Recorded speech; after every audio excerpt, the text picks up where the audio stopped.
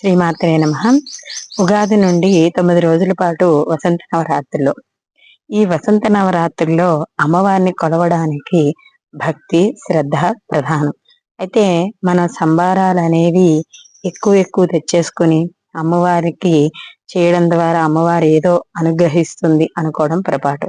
మనం చేసే పూజ శ్రద్ధగా చేయడం ద్వారా మాత్రమే అమ్మవారి యొక్క అనుగ్రహం పొందడం అనేది జరుగుతుంది.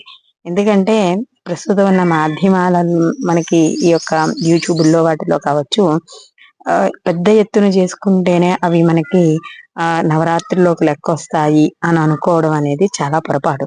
కాబట్టి మన ఇంట్లో దొరికే ఏం కావాలి అమ్మవారికి?